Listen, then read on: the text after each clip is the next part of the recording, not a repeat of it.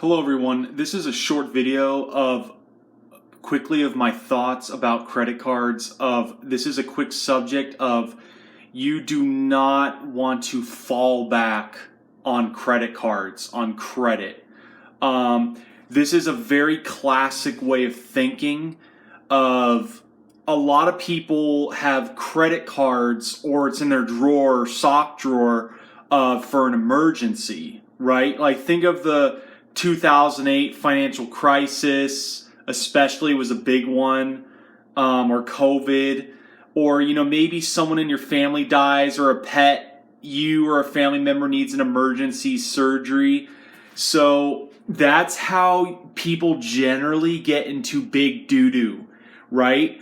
And sometimes they will get such high balances that you can only make the minimum payments.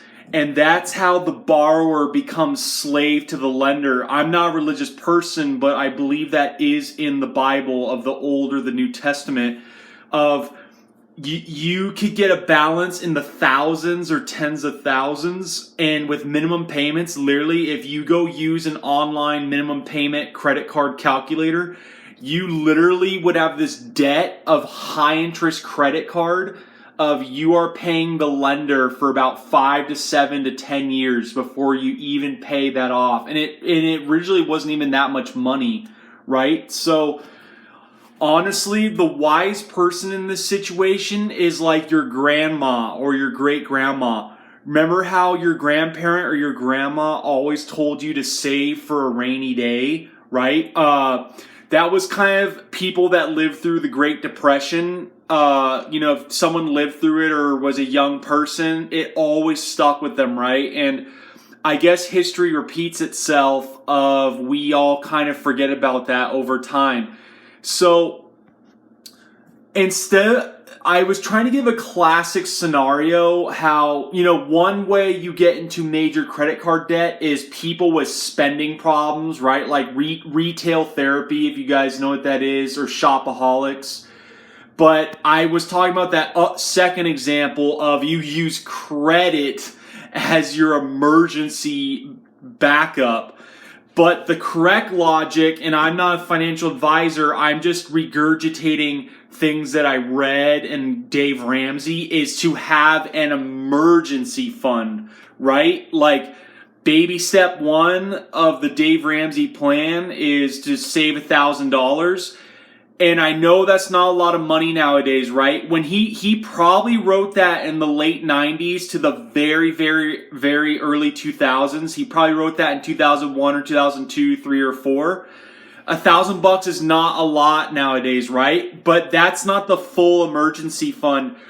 Baby step 3 is where you finalize your full-size emergency fund of 3 to 6 months of solid emergency savings.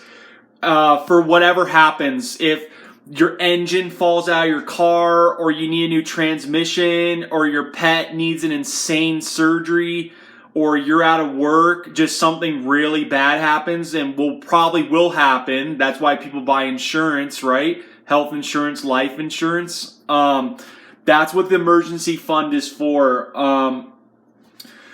I don't know if you guys know, but I used to work at Best Buy, and Best Buy has a lot of financing options. Especially with there's a very simple low-end Best Buy store credit card. You basically can finance anything in that store. You can finance appliances, nice computers, right? Like if you go buy an Alienware computer, Apple MacBook Pro on the credit card, or a high-end PS5 or Xbox One, just things like that.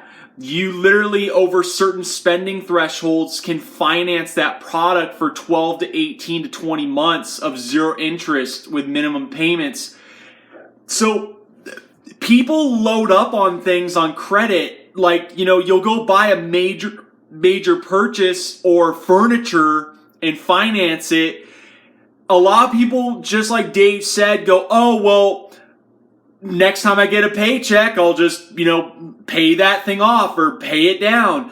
But that's how you get into deep doo-doo. Like, if something happens to you, you planned it ahead, but plans change.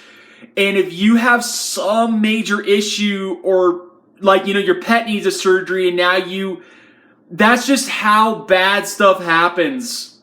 You can't make the payment at all, and you get a late fee, or your interest spirals out of control debt, and you need to default or declare bankruptcy. Or the worst, the most common, like I said at the beginning, is getting into a minimum payment prison where, it's just out of control. The interest is charging you $50 to hundreds of dollars a month, and you literally are barely surviving. Oh, and guys, the last thing I wanted to say, this is very hardcore, but I hope you know where I'm coming from, right? Like, you want to fall back on emergency fund cash in a savings account and not, credit. It's like, do not fall back on credit cards. If you literally can't eat, get food stamps. Get CalFresh, EBT, SNAP, food stamps. They have emergency filing where they can rapidly get you one, right? Like I'm saying, don't fall back on a credit card. Go to a food bank. Go to a hot homeless meal place. Go to a homeless shelter. I don't know, go to jail or prison for a little bit to get a hot meal. Go to like a church, a Catholic church or a Christian church or whatever, a synagogue. Go to a donation place like a food drive. Get government assistance, right? Like unemployment or free cell phone, of Lifeline assistance. Go to the social services place. You do not want to get in this insane debt that you can't pay back. You just got to rely on all options. Honestly, I could say that, you could fall back on friends and family, but that could really make it awkward. You know what I mean? I don't really want to get into that. That is an option to fall back on family and loved ones and friends, but that could ruin relationships. Anyways, you guys, thanks for listening. I have to say, have a good one.